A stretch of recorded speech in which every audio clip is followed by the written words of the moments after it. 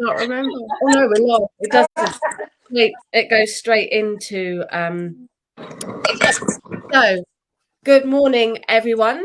Morning. Just going to do a couple of quick shares while we're getting people into it there. So, welcome to our monthly Loose Mystics show. My internet went down this morning, so I had to reboot everything, which was a bit of a pain. Okay, let me just come into this. So welcome those that are watching for our Loose Mystics morning. We have Gemma Waller with us. We have Hayley Kenner with us.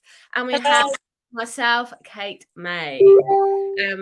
Suzette is also there. There she is. Yay, Suzette. Good morning. Morning. Good morning, Suzette. So going on from last month, we have morning, Caroline. We have a little bit of a structure, not much.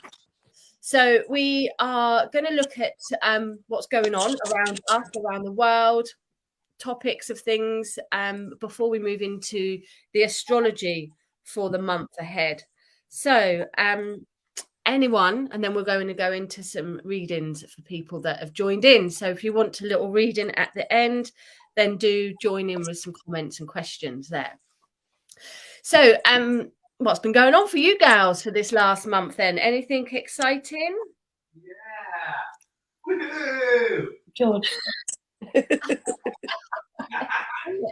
that joining in? That's yeah. A friend of Gemma's. A friend of Suzette's, I think. Oh, I've got a back thing going on. So what's been going on for you girls then? What's been happening this last month? Work.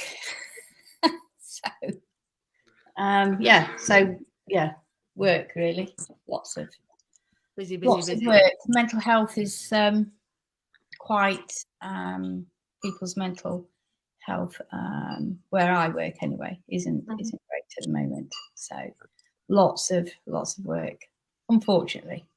Has it got increased lately, Suzette? Yeah, I would say I don't know whether it's increased or whether it's that people are becoming more at ease in stepping forward to get help. So I couldn't, you don't know, because in the background it might have always been there. But we know there's been lots of campaigns about let's talk, be kind, everything like that. So there's been a lot more openness about people searching and receiving help. So I think that's had a big part to play in it. Do you think also, Suzette, I found in lockdown, some of my mental health issues, I was very much able to disguise in work. And having 2 years nearly with things up and down, it sort of forced me to recognise some behaviours. And even when I've gone for help, they sort of said I'm not the only one, that lockdown has made people realise what's going on and brought some things out that may have took a bit longer. Yeah, massively. I think if we look at people in generations, so sort of generationally, there's an area or sort of set of people that have like us, who would just get on with things, and then when things aren't there, then when those things come to surface, and then kind of the next generations down from us have the message about talk if you've got something going on. COVID, massively had effects on everyone. I think some of the effects that I hear is where young people and children had parents that were key workers and especially NHS, police, fire workers that had to go out, and especially the nurses and the doctors, where children had to and young people knew that they were going out into this. Well, they didn't know what they were going out into, or they could see what was on telly, but it was frightening. So that's had an effect on young people, is their parents going out every day to do their work, within this. You know, scary, very scary times. So I'm thinking, because it was all about death. You know, it's all about you know, death, and if and will they get it? Will they bring it home? We've got old people, you know, just so much wrapped around it, and we're still feeling that effect at the moment. Yeah. And I think the fear as well. I mean, the government did a great job at putting fear into people, and all the social media and news. And fear, as we know, it lowers our immune system, so that makes us poorly in the first place, or having a low immune system, which means that we can pick up things. So yeah, and then probably much more anxiety from the fear and from the scare of death and everything there. Caroline says her eldest daughter has COVID at the moment, bless her. I went to a really, really interesting talk last week. Healing for your daughter, Caroline. Yeah, lots of healing there. And my cousin's got it as well. So it's still, obviously, there's still flus and things going around. But I went to this really interesting talk, and Suzette, you met me for breakfast, so that was yummy there. And there was this undertaker the first talk was this undertaker, and he was saying, like, the COVID deaths, it wasn't exactly what the news was saying during the COVID time. It wasn't there wasn't any increase in there. His name was John O'Looney. He's done lots of YouTube things there, but he said it was there was a lot to do with the control, a lot to do with putting the fear in people, and who knows the bigger picture there. But he said all of it, and I said this at the time, all of a sudden flus. No one had heart attacks, or no one was dying of anything else other than COVID for a couple of years now. And he saw the increase in young people's death later on with those that had the jab there. So it's interesting that, and people are still obviously still getting COVID, still testing positive for COVID. But there's so many different variations now, just like there's so many different variations of flu. And that's basically what it is in an umbrella way, a strain, or, you know, strong, serious strain of flu. But I think it's something we're always going to have, like we've always had a flu there. And so many different strains, so many, you know, every single symptom now is part of that. Every single symptom, whether it's a headache, a cold, whether you broke your leg, anything is like, oh, it could be COVID. It could be COVID. So it's it's. I think the fear is going to have a long time. I think people's mental health is going to have a long time to get their head round and to start to find some balance and start to find get their own help in some way with it, for sure. And I think more people are starting to recognise that they can take a bit more control of their own lives, so they don't have to be fearful. They can get help, whether it's through a counsellor or whoever. They can start to act on some of their, well, whatever they've been conditioned there. I think they are now feeling a little bit more stronger to make changes or take personal responsibility. Whatever choice they've made, whatever choice they want to do, whatever their belief is in it, people I think now are coming forward, generally talking about their feelings a lot more and doing something about it. So I think, in astrology wise, it's definitely for this year, but it's like the power's coming back to the people to make their own individual choices and to seek help. They're going to feel like they can talk out a lot more. It's interesting. It's my son's birthday tomorrow. He's 17. Believe it, he's 17. And I was just looking online for some presents, like what to get a 17-year-old. He's having driving lessons, so that's his main present. But I was thinking what you get him, and I was scrolling online, and there was this book for teenage boys, and there's a lot of self-help books for girls. There's a lot of standing in your power, girls, and not letting men treat you like this. And I came across this one for boys.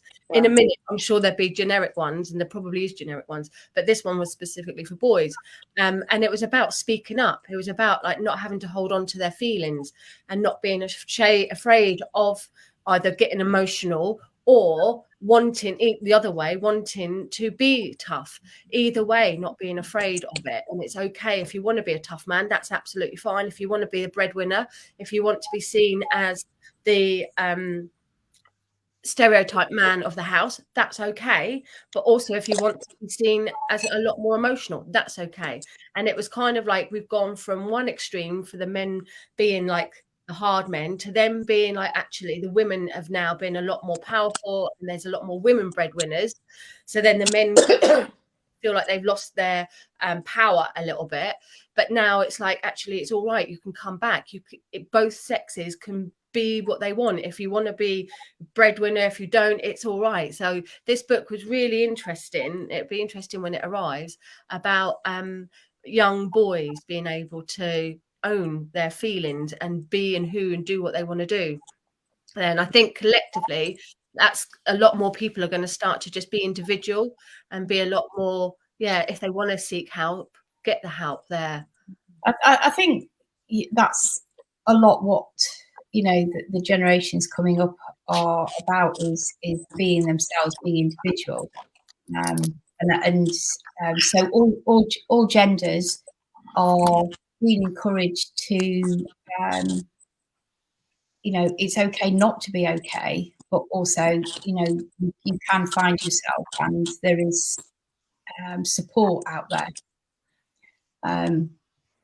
So it's there's lots of different messages that go out at the moment.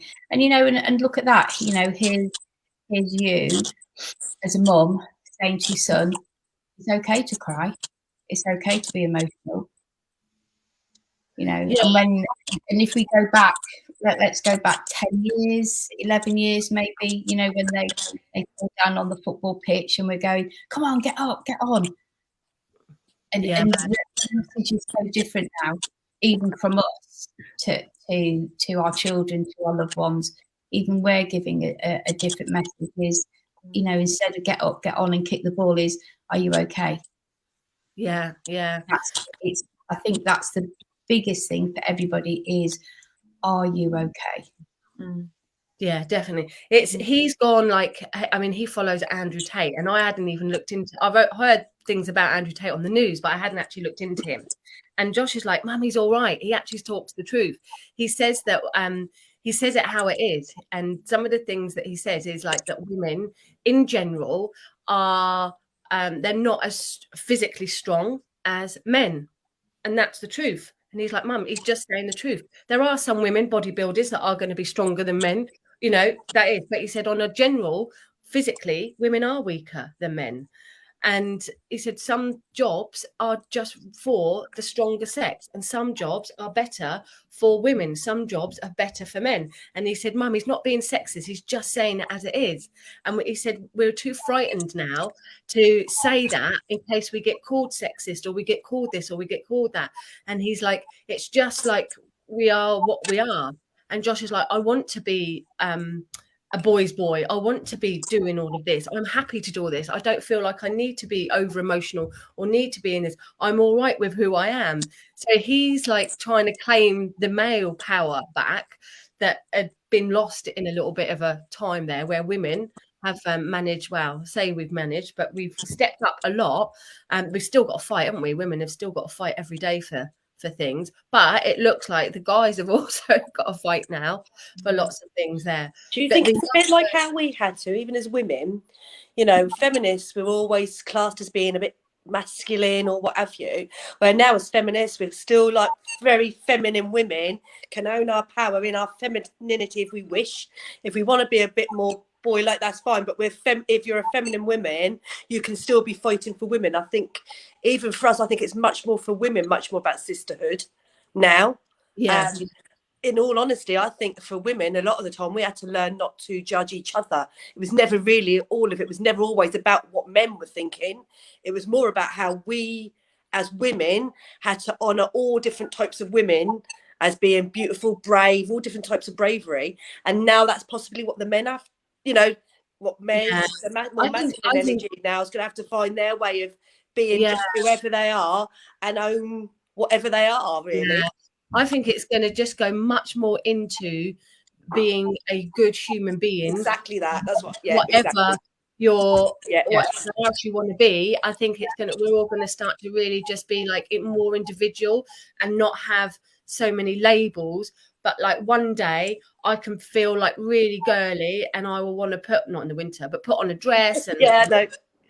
and then another day I'll just want to put on some crappy clothes and really, you know, slouch about a little bit more. So I think it's just everyone's gonna start to be more recognised about their feelings for that moment and that day and where they are, and that's going to be much more acceptable. Hopefully, I think Hope there we won't. see it.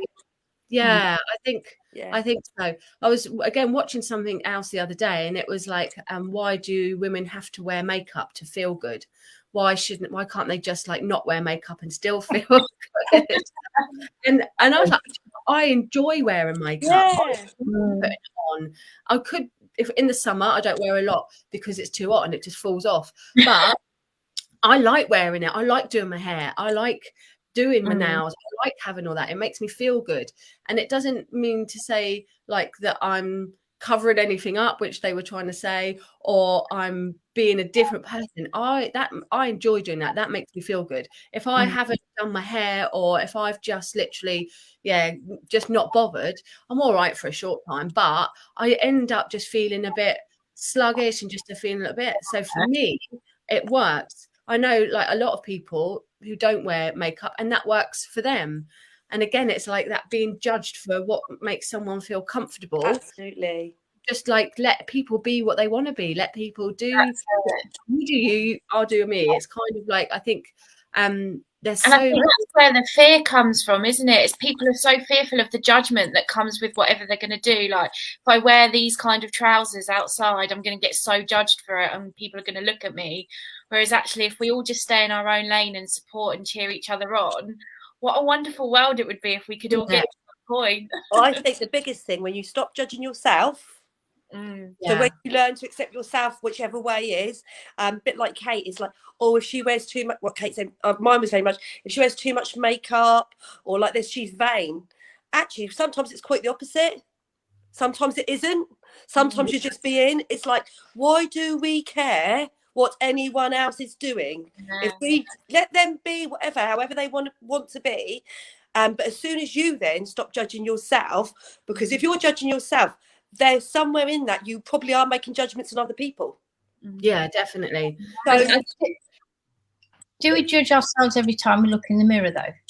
Yeah. Is it? I mean, it is so ingrained in us. You know, if we're going out, don't we? And it's a quick judgment. Do I look okay? Yeah. Okay. There we go. Out the door and go. Because it's just there.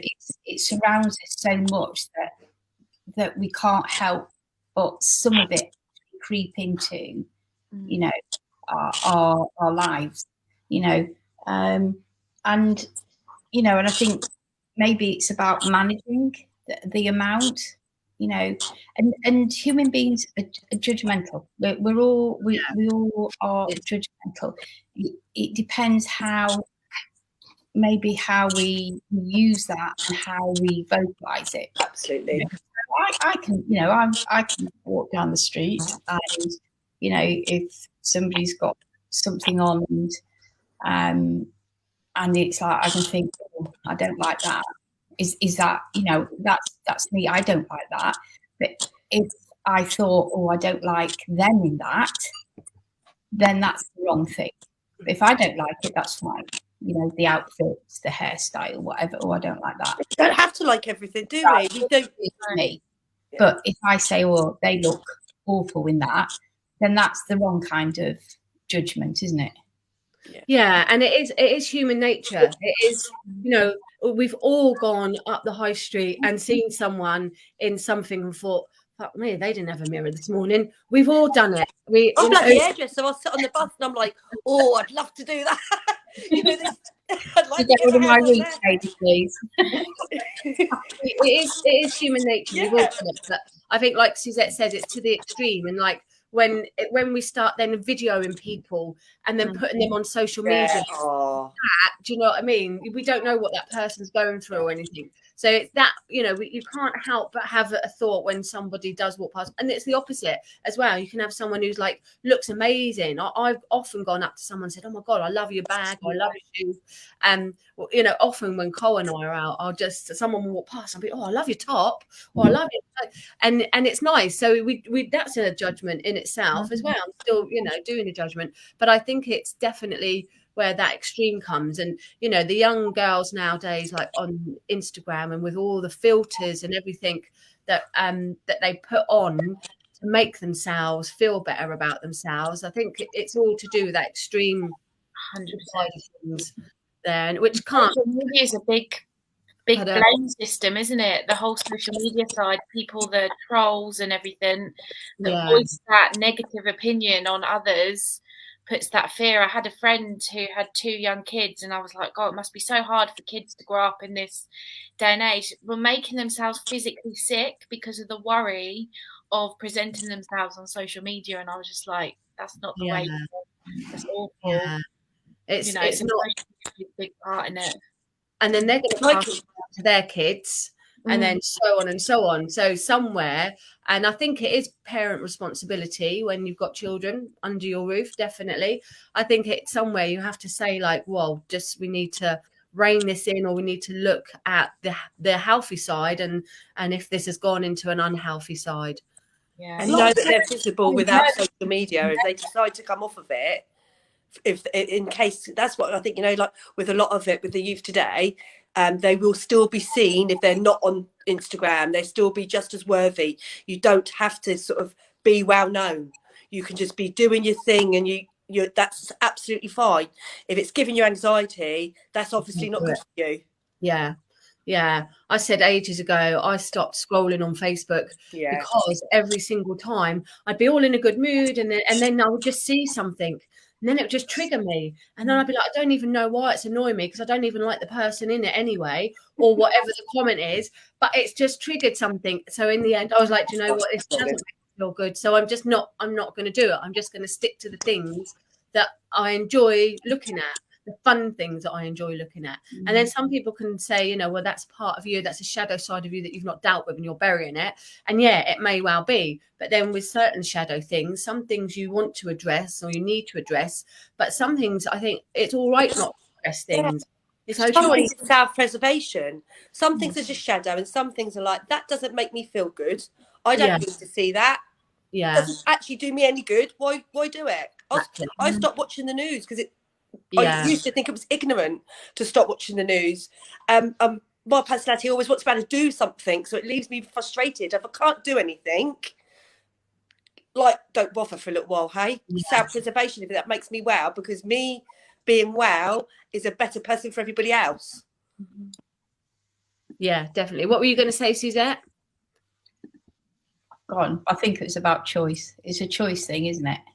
It's what we choose. Like when you're saying about people say, oh, you should deal with the shadow side, you should deal with that, you should deal with that. It's a choice whether anybody wants to deal with it. And I think also going back to a bit about, you know, what you said about children and parents making sure there's a balance. A lot of the time, parents don't even know the balance is gone until there's like some big presenting issue, and then they go, what's gone on, what's happened? Yeah. Because, you know, kids spend so much time out of the house or in their rooms. That's just how it is. That parents really are, you know, it just creeps up, and then what do we do? Yeah, it does. Absolutely. The amount of times that Ollie's got into a little bit of a bother, and then it's because of Snapchat things, but the Snapchats don't keep the conversations. It disappears. So I'm like, show me, and he's like, it's gone. It doesn't. So you're right. You don't really get on anything until it's faced with a problem. When you're like, oh, by then it's a bit late, and all you can do then is curb things. But they have so much access to stuff, the youngsters. I can't keep up with it anyway. I've only just done certain things. It's a minefield. And then there's always something new, another platform, and they just manage it So even if you were to really get on top of it, you know, and like say, right, you're only allowed this amount and that amount, then that of time, that creates another drama, because then they feel like they're missing out. So that can be more detrimental. But they soon pop up with a new platform that you've not mastered, and you're like, oh, just, yeah, it is difficult. It is Charlotte really and I was talking the other day actually, and she was saying she thinks some of the issues, this might get easier. And we were talking, and she was saying, because like you've got children where their parents know very little about social media, know very little about technology. They're not necessarily the generation that are so into the phones and know it, where the next generation, like Charlotte, when she has children, she's been in doing it since she was a child, very engaging. So she knows exactly where to look and how to monitor it, where our generation are a bit more like, some people are better at it than me, but a lot of them with the youngsters are like, didn't even know there was that. I didn't know they could do that. I see it in the sun. Oh God, they were doing that on this platform. I didn't even know there was that platform. Well, when you're going to have those children having children, they're going to have more knowledge of how it works. But I think there'll still be something, you know, I mean, there's always going to be something else. Yeah, there will be something else that they'll master that then that generation won't, because that always happens. I mean, the amount of stuff I got up to that my mum and dad would have out, and then they would have done the same, and they'd be like, oh, I'm well going to be clued up on my kids. But, you know, things that change, and now it changes so fast. And to be honest, I was, to say for me, with Charlotte, I was clued up more on that part of it. But then the social media come on, and that's as parent as you work, you might find that's what they have to deal with more, what we had to, what we got away with. But absolutely, and I think where technology's gone so quickly, and there's so many of us who haven't even got grandparents, it's like it's really it's actually really still very new. I think Facebook is only like 15 years old, isn't it? 20 years old. Yeah, it's got to be. Yeah, it's such a, you know, such a new thing. Yeah. Wild. We started, I mean, if we remember back, starting for us, technology was a television, then a video, wasn't it? But when you think back, I was just thinking about what you were saying there, Hayley. And when we go back, I mean, Tamagotchis. Do you remember Tamagotchis? And that was technology. So that's taking them into the child into their world with this piece of technology that was based on human behaviour, which is about looking after something. But that's still captured them. Yeah. Like the Fisher Price toys now, where you've got a lot of interaction, which is online. But online is where a lot of jobs are going to be going. So you go, do you curb it? Do you encourage it? Do you let children understand what coding and what everything means in technology, so they can actually make informed choices? Do you keep them away from it?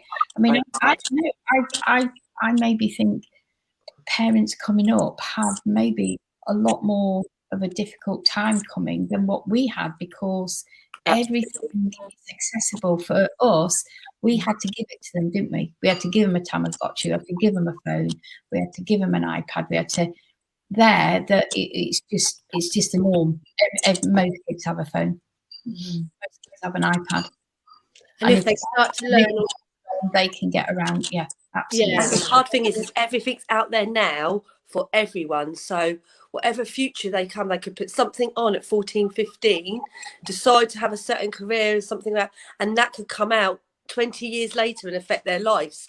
And that's what I think's a bit scary, because at 14 we're very different, make very different decisions. And then that can come up in their future, and then they're like ruined, like they could have made something to themselves, and maybe they've used a detrimental thing that sometimes kids are still learning how they should be talking. I find that a bit concerning, that even later on they could be punished for just being a naughty child, you know.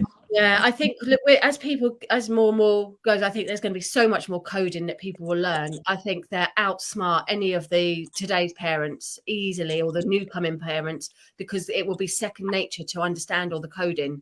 It will be how to build programs, all of that type. I think, like you say, Suzette, I think it could actually get harder, and you'll be given there'll be a minority that won't have this, but the majority of kids, by the time they get to 5, will probably have iPhones and an iPad as we go forward, and that will just be the norm for them. So my grandson's 7, so he's had an iPad for a year and can make his way around that, and I looked after she's not with me now, but she's 17 now, but she's learning disabled, and couldn't read or write, speech was quite delayed, quite restricted as well, but could she get around like absolutely better than oh, that's good though, isn't? Yeah, but would find stuff, and we'd found she started watching because her behaviour started to change. I was thinking, what is going on? So there was more uproar, there was more drama with her when things were happening, and it was because on YouTube she started watching what was that nanny programme? Remember where the nanny used to go into? What was it? She used to go when people go and look after the children to try and get the bad children. That was Super Nanny. She started watching Super Nanny, so she was viewing the children and their behaviours, and so she was mimicking them because she was a mimic, and that created so much for us, thinking, what is going on? Why is the behaviour changing? Why is there so many breakdowns? Why is there this outbursts? Because she was seeing it through YouTube, but something that we would put on the telly and watch because it's interesting to us. Or how is she looking at, how is she helping these families, how is she doing that? But for some children, for some people, they see that, and if their capacity isn't, they don't have that context to go, that's acceptable, not acceptable, they'll do it. And that's what was happening just because of this programme that we would have all watched. So it's really complicated, isn't it? It's like, do you remember my level of, my technology is not good at all, but when we were younger, that's why we've got them. Fate's isn't good and 100% better than mine. We used to play, my dad, and we'd have to get all the wires out, the whole lot out. The tennis, where it just like pinged. Yeah. One side of the screen was like Tetris, wasn't it? Yeah. We still got it. We've still got it. I don't know if it still works. I'm pretty sure. And Pac-Man, things like that. Chucky Egg. I was a master at Chucky Egg. I love Chucky Egg. I could play that now. I Super Mario. It used to make me feel travel sick because it was like that. I couldn't do it. My kids did it. I used to watch, and I used to have to walk away and think, "Oh my god, I'm going to throw up." I never did Mario. I never did Mario. Jem, you might be a bit young. Do you remember Chucky Egg at all? I don't remember Chucky Egg. I had Super Mario on this like Nintendo, massive grey Nintendo box, but also came with that was like a gun and you could shoot ducks on it as well. But that's all I remember. I have no idea what Chucky Egg is. Can you remember to do a computer game? I never did this, but one of my friends used to. And you used to literally have to be like a good hour and a half typing the game in with all the different hashes and all of that, and then you'd have something like Pac-Man at the end of it, and you'd and it's like typing it in. I think it would load like in stages, so you'd have the first part of the screen would load a face, and then you'd have to wait another 10 minutes for the next part, another 10 minutes. Oh my god! I'll try and find something to show you, Jem. Chucky Egg, but also this ping pong thing that just. But it was great at the time. It was like, we're going to get on the computer. We're going to play this. And we used to have a tape recorder next to the Commodore 64. I think I had it was an Acorn. I had an Acorn, I think, Commodore 64, and then there was Acorn, I think. And we'd have a tape recorder next to it where we could record, download. It wasn't called download, but you would record the program onto the tape recorder. It was all so complicated. But it was Acorn something and a Commodore 64, I think, were the and it's gone so far. If we bring it up currently, they've just had a meeting. I remember just seeing it on the news. They've just had a meeting with Elon Musk, and that was there. with their concerns about artificial intelligence, because artificial intelligence now can actually start making its own decisions. Oh And my God. where is that being taken? So there's just been this conference. How is that going to be managed? How, because there's some concerns from the real big players out there that, you know, this is, voice recognition, lots of things like that. I mean, me and Cindy yesterday were playing on this app which takes your photograph and then makes it your face move and sing and talk, and you think, crikey, and that's just on our phone. So Yeah, if artificial intelligence. Yeah, something, and then got the person on CCTV to say, yeah, it was me that did it. You know, it's scary. we've already seen that, haven't we, with a lot of celebrities and the government. Well, whether you don't know whether it's true or not, but saying or blaming that it's been edited. But you can see their mouth talking, their actions. But in the coding and from that artificial intelligence, I think things are going to be a lot harder, a lot harder for the world with all of that later on. There's a thing on one of the psychic TV channels, and it has this artificial intelligent guy, and he picks tarot cards. So he'll say your name, and then and it's all programmed to say it, and then he'll shuffle, so your name will come up, and then he'll pick a card, and then he'll go through the whole description of what the card means, and it's absolutely brilliant. And he looks like, you can tell he's a little, you think, is that a real person or is that artificial intelligence? So you can just about tell. But the regular guy, all right, he's techie, who set that up on his channel on Facebook. That's, it's phenomenal. And what that they've got this guy to do, and he gets so many hits for that, and it's an artificial intelligent person. So we said before, years and years ago, they said you're not going to need people in supermarkets. Well, that's dwindling out because everything's like self-serve. But in a minute, everything is going to be managed by all sorts out of the human hands if we're not careful. And again, I think this year, I think we're going to come into a bit more of a balance of recognizing that so quickly we are losing our power and the fear and blah, blah, blah, what we spoke about at the beginning. So I think this is going to help people stand up for themselves a bit more. There's been a lot more awakenings this year with people seeing the bigger picture, realizing the good of things, but also realizing, oh wow, we have perhaps been hoodwinked a few times with things. So I think and astrologically, definitely, it looks like the collective is going to start to stand on their own a bit more. But the computer side, the social media side, is so quick. It's taken us forever to wake up. There's that song with John Lennon. I mean, all over social media, all over, it's like there's on TikTok particularly. There's loads about waking up now, and the great awakenings, and astrologically the great awakenings. But there was things back in the 40s and 50s that we were starting to wake us up, but people shut it down. And if you think John Lennon's, a lot of his music, what we listen to in the radio, but Imagine, if you look at the lyrics in that, people are now saying like, oh, we're waking up, but actually he was woken up all those years ago, but so many people didn't choose to listen to him. But the waking up has already started. That's just more people are starting to understand it now, but actually we're slow. We're really slow. We should have woke up 60 plus years ago, really, when people first waking up with it. Really, there is awakenings now, but it's already happened. I think. Should we have, or what we are in now is what we call natural progression? Because if we'd all woken up 60 years ago, based on we can reflect back and think, or listen to those words, listen to what he was saying, lots of other people were saying. But is this, are we saying our journey is about learning? Yes. Yeah. Totally.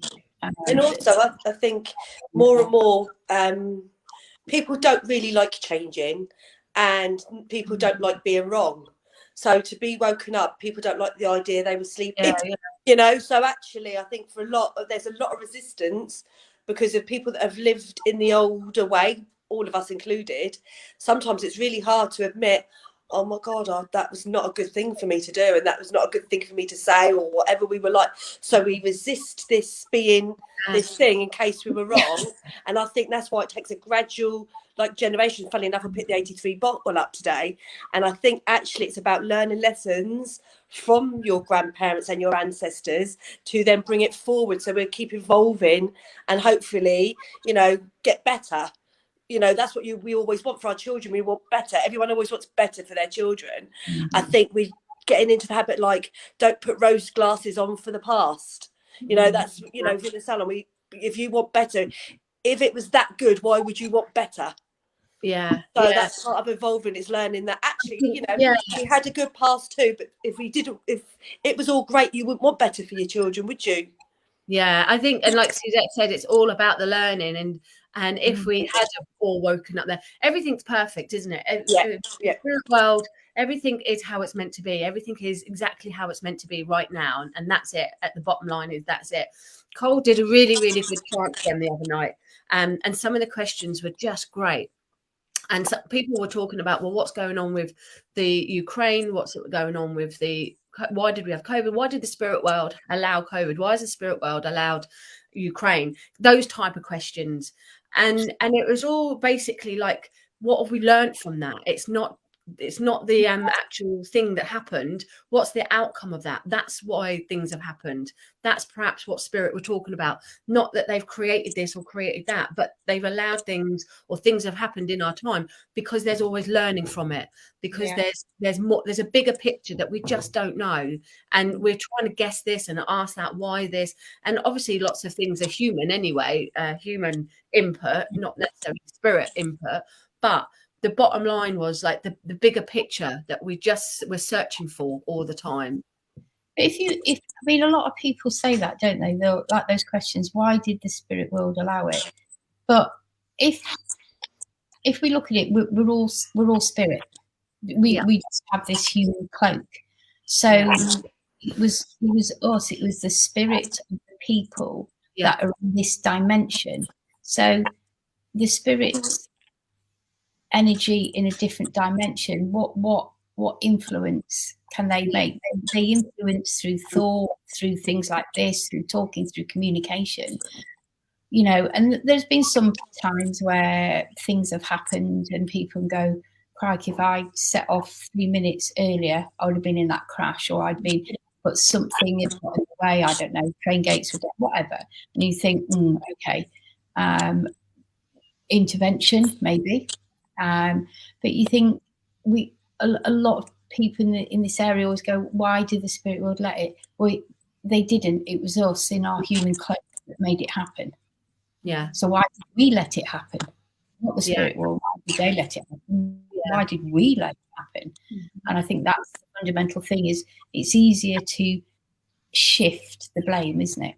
Absolutely. Yeah, absolutely. And because of things like that, people are talking about it.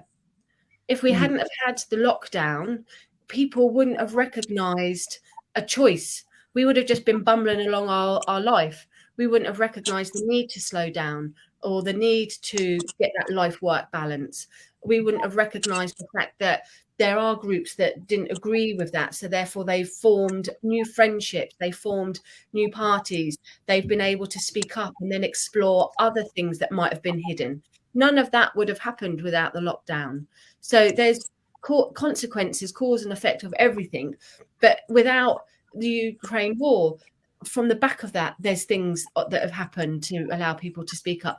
The Twin Towers, I remember how, obviously, all these things are terrible. I remember when the Twin Towers came, and somebody doing the tarot in a magazine for that year actually got the tower card for that month. And that's about like disaster, breakdown, and everything just falling apart, literally.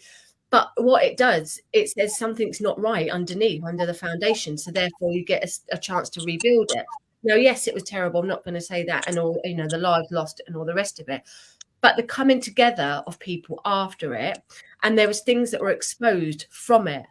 So there's always a bigger picture. And because of that, this has then happened. Because of that, something else better might be put in place.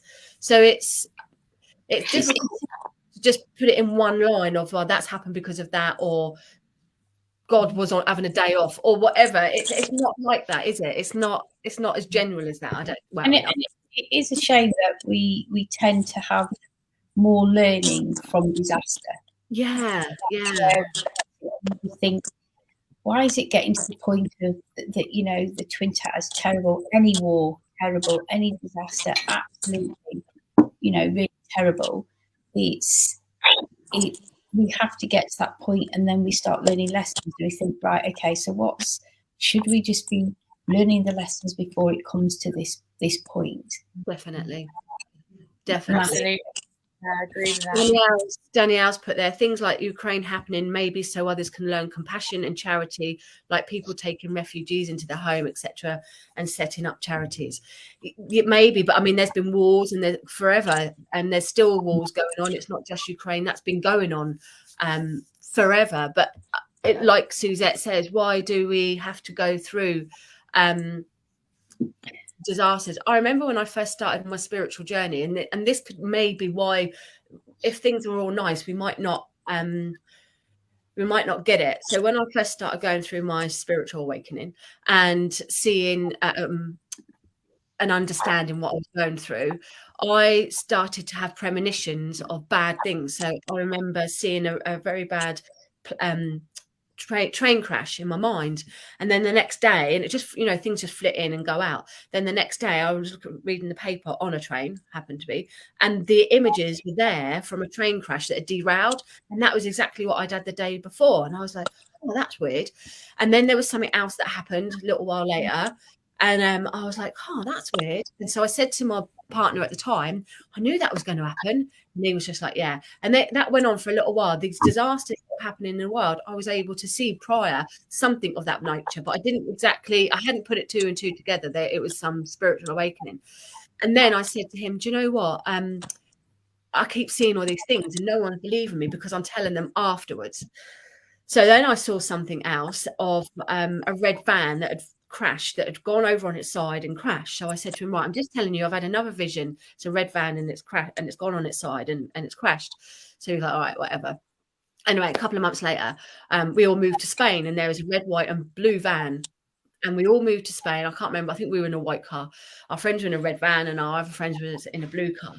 And we got to Madrid. We drove and we got to Madrid after a few days, and we had a crash, and the red van was on its side with our friends in it, and they were literally that far away from going over a barrier. So it wasn't very good. And the stuff they packed in the boot, cushions and pillows they put back in the boot, was now at the front of the car. It was a mess.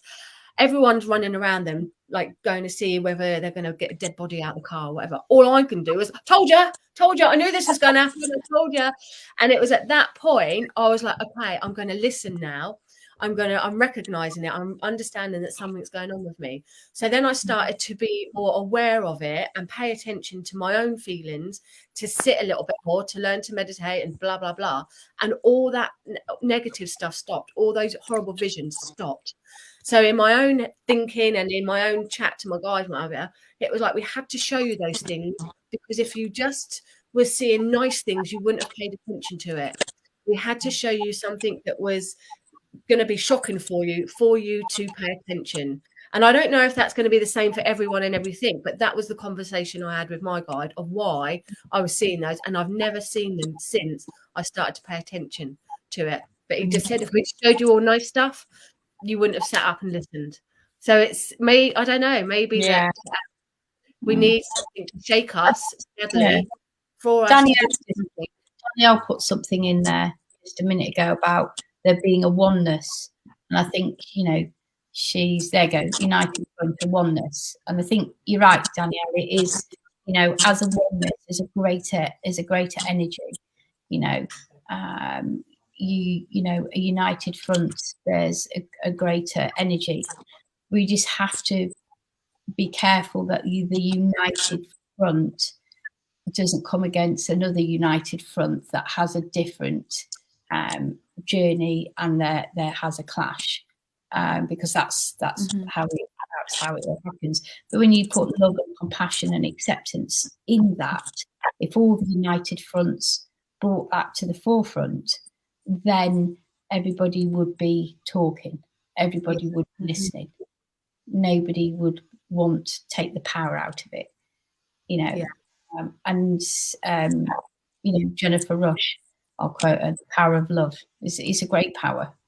I mean, she sang it in a different context, obviously, but there is a great power in love. Yeah, absolutely. You're right. Like a united front, someone always wants to be the boss. Someone who decides what united front that is. Who decides about a situation that we're aware of at the moment, out there somewhere, that happened just from there being they're wanting there to be a united front. From that came that you know, there being this energy that needed to have more than something that was united, and that's the bit that's a shame. Yeah, but if everyone, like you said, came forward with compassion and with love, then you're all on the same page. So everybody would want the same things, but it's that power, it's that control, and what's right for one person isn't right for another. So I don't know if we'll ever get that, but I think if we can going back to what we said right at the beginning, if we can go back into just our own personal self and our own personal responsibility and do what feels right for us as an individual, and not necessarily try and dictate, judge, control others, just like work on ourselves, that should be the start of standing in our own power, I think. That's that song again, isn't it? One voice. If everyone just has their one voice, and that one voice is kindness, however kindness represents itself to you individually, the power's the same. You know, we all have different ideas of what's being kind, but as long as you are being kind, that energy would be definitely. Same. And again, I remember seeing Colin Fry in trance many, many years ago, and someone said to him, what happens to bad people when they die? And he was like in his trance, and he said, what's your definition of a bad person? Because that's so different. What someone thinks is wrong, someone else thinks is right. So you can't just say, well, you're a bad person, because in their eyes they might not be. So it's not judged like that. And that's where it all comes down to how our own mind is, how our own feelings, and my belief when we cross over, that we have that space of heaven, or whatever you want to call it, will be whatever is in your mind.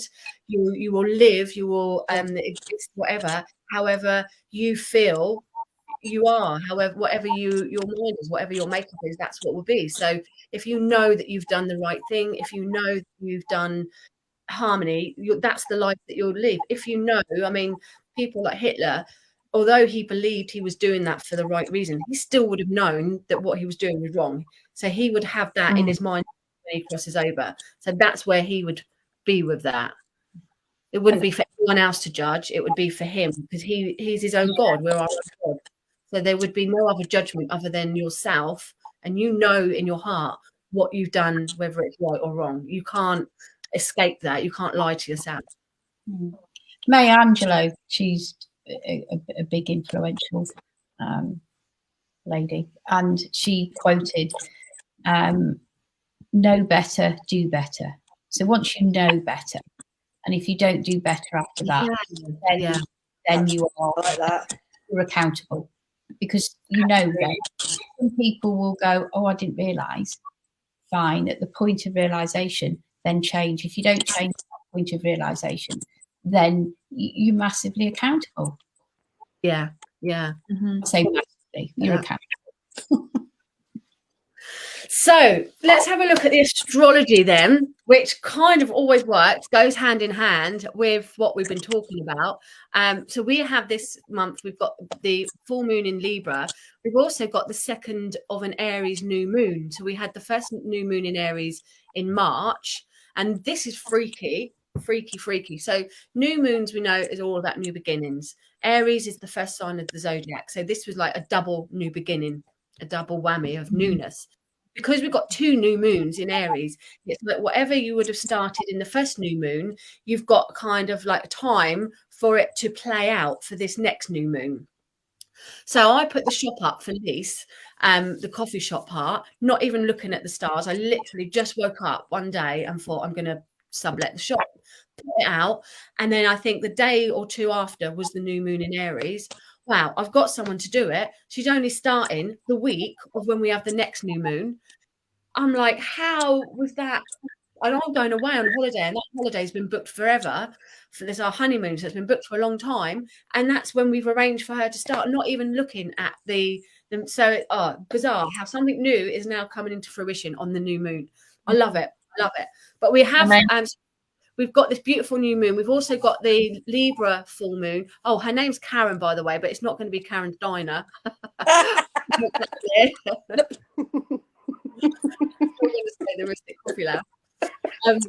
We've got, they have got Karen's Diner coming to Portsmouth, haven't they? In July, I think. I really want to go. I'd like to go to the Sheffield. Okay. I really want to go. Yeah, and Palmerston Road. They're on tour. Yeah, they're on tour. It's £40. Oh, cool. It's not cheap.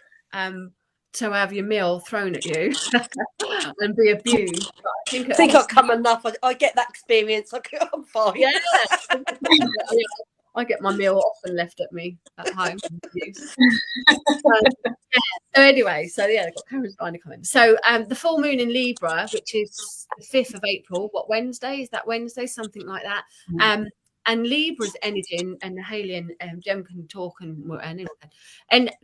is all about relationships. And this particular one is about healing from past wounds, because we've got such a strong aspect of Chiron, known as the wounded healer, coming in. So the full moon and full moons give release and recognize things that no longer serve us. So this is massive on a healing journey. Releasing where pain and emotional hurts from the past, releasing people that no longer serve in our new healing journey, because it's very much connected to relationships. It's at who's going to be in your next relationship as part of this healing journey, as part of this moving forward. And how can we accept things for what they are a lot more? How can we see wounds as positive? How can we learn from them? But the basic full moon in Libra is going to be very much around relationships, not just sexual relationships, but partnerships, working relationships, business relationships, but those very much on a healing human experience there. So I don't know what else you guys want to share about. That's really interesting, because I don't do astrology. I would love to know a little bit more about it, but I don't. So I always listen and think, oh, right, that sounds great. And it always does. There's an astrologer on Facebook, Laurie St. Clair. She does a monthly one I try to listen to. And with you saying about this Chiron, the wounded healer. So that's a lot of the times when people go in to do counselling and any helping jobs, they always say they're the wounded healers. And yesterday, out of nowhere, I just thought, I was in the room that was my mum's. Somebody else is in there now, but there was still some stuff in there of my mum's. I thought, you know what, I probably just need to sort this paperwork out. And I sat there yesterday just sorting it out and reminiscing a little bit and, you know, feeling a bit sad and then laughing a bit. But I managed to get through the 2 drawers that needed to be sorted out and kept in a little pile what I got, just out of, I hadn't planned to do it at all. It just kind of happened. And Cindy came in and said, "You all right doing that?" I said, "Actually, yeah, I am." So there's some things there to be burnt, because I kind of just want it to go up to the universe. But yeah, so it's strange you say that so the energy must already be beginning to happen. Absolutely. I did that with no plans to go, right, today I'll do this. It just happen that way. And what's even weirder, Sue, there is today and yesterday we've got the moon is actually in Virgo right now, so it moves into Libra in a couple of days' time, but right now it's in Virgo. And that Virgo is all about being organized, going through your paperwork, getting your house tidy, decluttering, getting on top of things. Virgo is very organized, neat and tidy energy. So it's bizarre. It is bizarre. Normally, I find I'm looking at tidying, getting things organized, and then I'll look and it is a Virgo. Or when I'm looking at my finances, it's normally got a Taurus or a Capricorn moon around. When I'm looking at work things, the beginning of the year is usually around Capricorn energy, because we're coming into it. We're in January, so we're in Capricorn. And how many people have a goal? This year I'm going to do this year I'm going to do that. That's very Capricorn energy. And then it starts to wane as we get into Aquarius and Pisces. By the time we've got into Pisces in March, we've forgotten all about everything. It's so weird when you start to look at your actions and then look at what the moon is. It's so weird that a lot of you will be naturally in tune without even knowing about it. It's good. So I think there's going to be, especially with Chiron, and we've also got because Venus rules Libra, which is the planet of love, and Venus is in Taurus at the moment. So there should be better connections. Again, Taurus rules money. So there should be better connections with relationships to do with finances, because Libra is all about relationships. Taurus is money. So better relationships with your finances, better relationships in love, and much better relationships within partnerships, or understanding when a partnership is over, when a friendship or whatever has chosen now to be the time to go, or mother-daughter relationships, whatever it is, there's going to be shifts, but it should be done on a more gentle. It shouldn't be harsh. It should be with that Venus aspect, and Hayley will know more about, and Chiron. It should be done in a bit more of a loving way. Absolutely. Funny enough, I've got my natal Chiron is in Aries, so for me it's going to probably be a bit double whammy, but I felt like it was a bit different. So I felt like this energy we're at the moment is sort of how I live, and is my daily life. So that's why I'm feeling like some people might be feeling a bit of they got to get up and go that they haven't normally. There might be relationships that say, I have this feeling, especially within the Libra, that if there are conversations that need needed, or actions that need to be took, it might be this month that people are going to be able to take them comfortably and address it, to move forward, plant that seed. You know, whether it's a happy seed, if it's something that someone that you need to be telling that you love, tell them. If it's someone that you need to upset, it's not always got to be. If anything, I think sometimes we forget to tell the people we love that we love them. We're very quick if someone upsets us, and I think it might be a little bit of the month. And I think that could be healing. That could be the wounded healer. Like, even though we've been through this together, there is still love. Yeah, absolutely. And I read a bit that said Chiron, it reminds us of the wound is part of our human experience, and rather than viewing it as a block or something that prevents us from doing it, this month look at it of how it can become fuel for a better, more purposeful life, which goes back to what Suzette said earlier of know better, do better. So making it work for you. So it's, and again, it's part of all our and it's actually, to me, when I hear wounded healer, it is things that wounded you that you are going to maybe heal other people, help other people. You know, wherever it might be placements, it may be the counsellors, it might be the hairdressers, it might be the people that may have felt odd, that other odd people can form a group and we'll all be odd together, and it was all wonderful. So I think it's even in that, it's how you think of it. You know, we all have wounds. We've all, you know, I don't know many people that could say they've gone through life and there's nothing that's hurt them. But if you heal from it, you know how to help other people from it. How lovely is that? Yeah. What were you going to say, Jem? I was going to say, could it also be about the relationship with yourself and how you view yourself?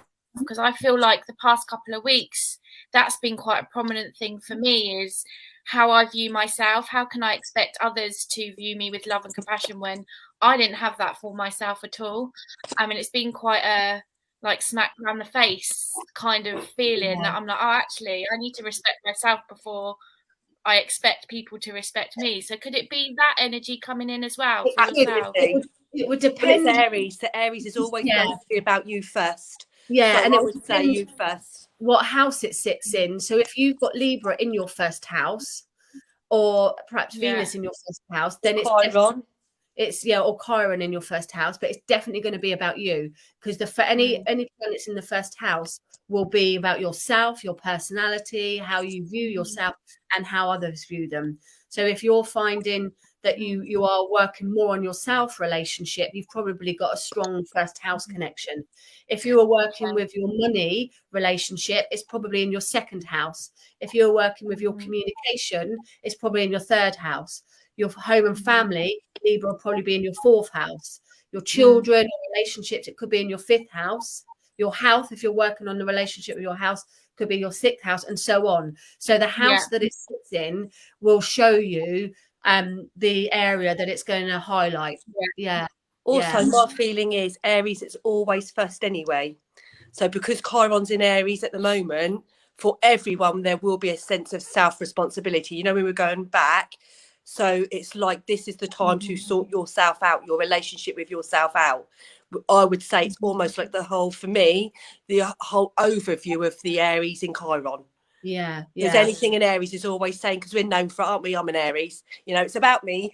You know, and so this is the time. It's always about whoever's. We've all got Aries in Chiron at the moment, or Chiron in Aries. So it's definitely going to be about your own relationship. But then, like what Kate said, it will add on depending if it's in a different house too. Yeah. But you absolutely, I'm not shocked. It would be about you. Yeah, it's exciting. It's exciting times coming in. So Libra full moon on Wednesday, the 5th of April there, and then we build into the second new moon of April later on this month. So I love new moons in April. I love new moons in Aries because it definitely gives you that spur of motivation to do things. We've got spring, and it's a bit grey today, but the tulips are popping up, the daffs are there. It's just like there's more hope in the air. Or the positive. It feels like the positive. The positive of Aries is always the new, childlike, nice new beginnings, springtime. All fun. Looks for some fun. Okay, Suzette's got to dash, so we'll say cheery bye when you go, Suzette. But for those that would like some readings, we're just finished off with doing a few readings for people. I just leave with just when you were talking about when Gemma was talking about having love and compassion for ourselves. So I don't know if there's anybody that's listening in or for any of you. I just became aware of somebody that was either the name Margaret would either be them or it's for that. But this is about love and compassion because very much that they were straight in at that point. And there must be something that they're sending, either love and compassion. I know totally that the name Margaret is either them or it's for a Margaret here around that. So whoever's there that can understand that and take anyone understand that? Mother-in-law's Margaret, Suzette. Oh yeah, she is. Yeah, but I don't know. Yeah, so it definitely. Could it be this about love and compassion for ourselves? It was like,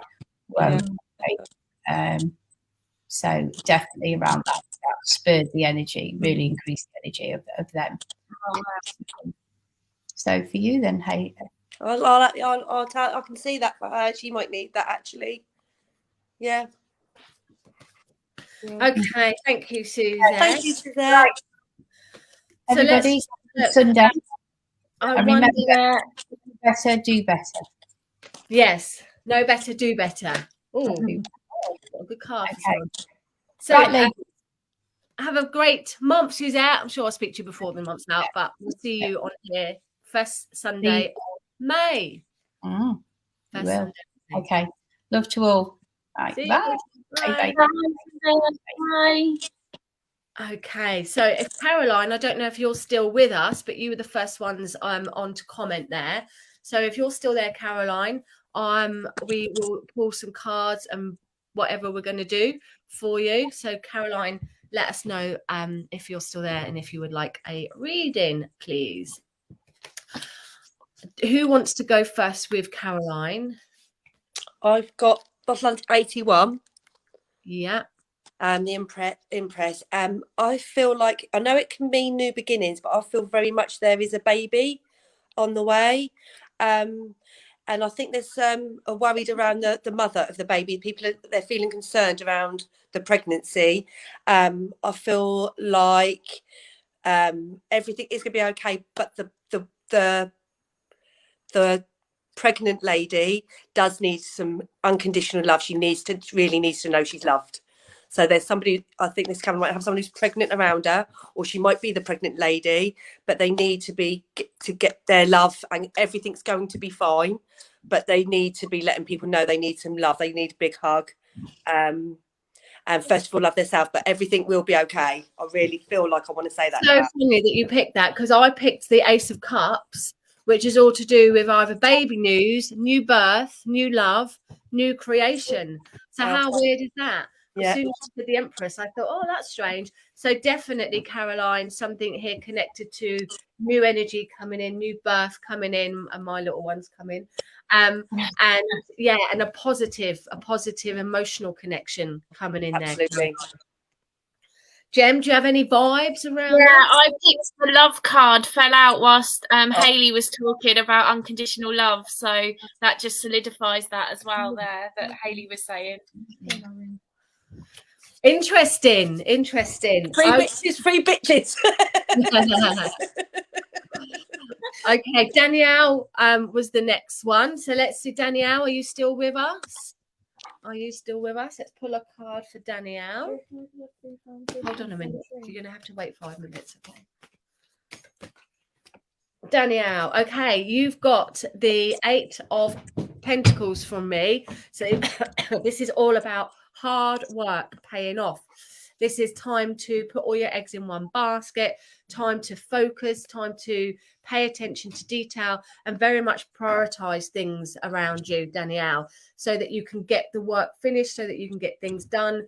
But it is like homing in on things now, crafting what you're doing, not scattering yourself too much, but your hard work will pay off for you. How funny. I've got 72, 7 of Pentacles. I'm feeling very much that, what's the lady's name? Danielle is at the moment juggling a lot, because I think there's emotional stuff going on. So everything's feeling hard work, because underneath it all, there's some emotional baggage, some stuff coming up.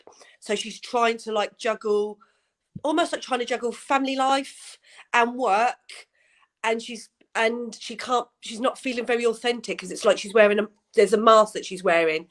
I feel like if she could just give herself a day to be in her sadness and to be in whatever's making her uncomfortable, and everything's good, there's that mask, she will feel much more comfortable. But I feel like I want to say, give yourself a day off to just be in wherever you're at, have a look at what you're at, and actually focus on you to then get the work done.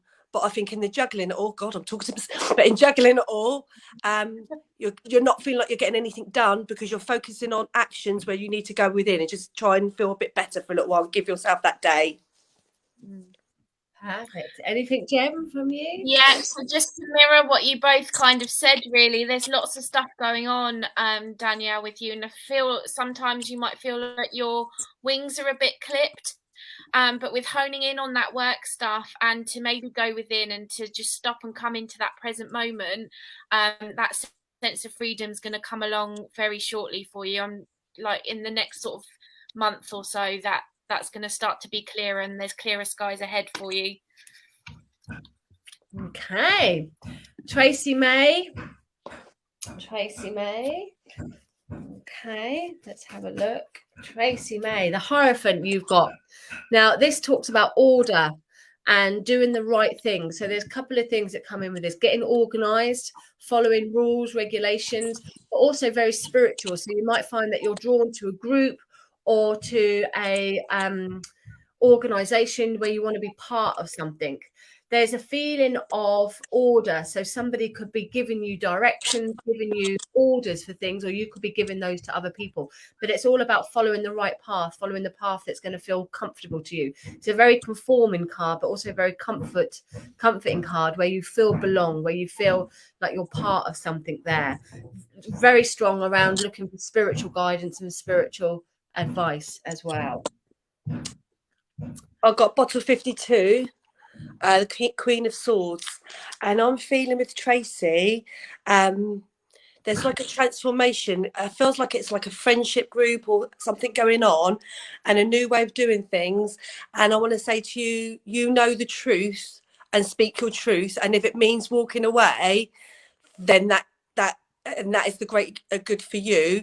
Then do that. But I feel like once you've stood your ground and you hold your truth, you will then have such a more peaceful life.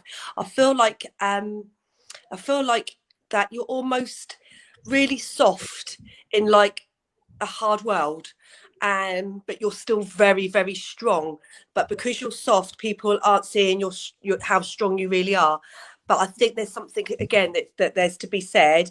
But you would only say it with kindness anyway. But I'm feeling very much that I wouldn't have to worry about with you, that you would be saying it correctly or with anything but kindness.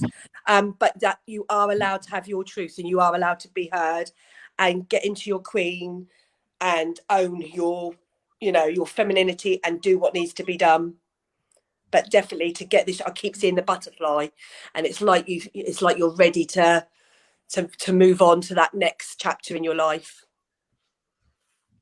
Okay, Jem, anything for Tracy? Yeah, Tracy, I pulled the energy card, and it's definitely about coming in and standing into your power, that theme there that's gone along with these cards.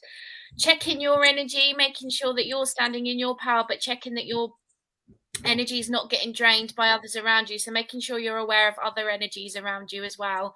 But definitely all about standing in your power and being you, getting back in your own lane and driving yourself, moving yourself forward as well. So yeah, perfect. That's exciting. Okay, so we'll just do a collective one now. I have to dash, so we'll do a collective one on everyone for the month ahead. And I picked the Empress for us all. So the Empress, it's got connected to the planet Venus, which we spoke about earlier, coming into Taurus this month, or being in Taurus. So this is a really good card for abundance. It's growth. It's the seeds that you've sown. You're going to start to see that fulfillment coming from it. The energy that you've put into things are going to grow.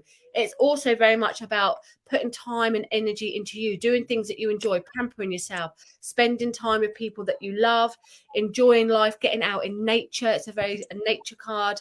And growth. There may be some pregnancies or seeds that are going to start to show their sprout now, but very positive in abundance, growth, love, nurturing, nourishing, eating healthy, and feeling good about yourself. Love that for this month's collective. Before we got on even, actually, I picked bottle 83. And I think this feels very much for us today about doing things new with the old wisdoms. So use our old wisdoms in a new way to get for the new future. So we all those lovely old-fashioned energies, embrace that, enjoy that part of yourself as well. But yeah, use technology to get out there. Use whatever to get that energy out there and just be you. And it feels very much like the new human, time to be whoever we are, but use all of what we know, the old and the new. Perfect. Jem, what's your collective for all of us? I was laughing because I picked the growth card, just like you were talking about as well. So, and I think that's true for so many others. We're going through such a transformation. We're all shifting, whether we like it or not. We are all growing and shifting. We're healing.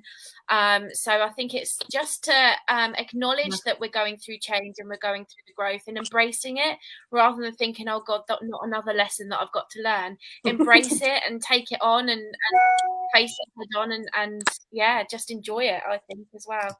It's enjoy the ride. Yeah. Perfect. Okay, so thank you everyone. We're gonna log off now. So if you want to know anything about Gemma, she is on Gemma Waller Virtual Assistant and Gemma Angels. Just Gemma Waller, normal one. Yeah, my other one. Okay, thank you. And Hayley is Hayley Kennett on Total Look. Is that the only one, Hay? Yeah, Total Look. Go on my website. Just get me. I'll always get me even on my own. Total Look. And I'm under Kate May Modern Day Mystic for anything there. So have a fabulous month, everyone. Enjoy the positive changes that are coming in and the growth. Thank you for joining us. And we'll be back on the first Monday No, we won't. We'll be back on the first Sunday in May. I think it is I think it's the one after the coronation. 6th of May, I think, 5th of May, something like that. So, yeah, we might have some snags with us then. I don't know. Anyway, have a great month. See you later. Bye. Bye.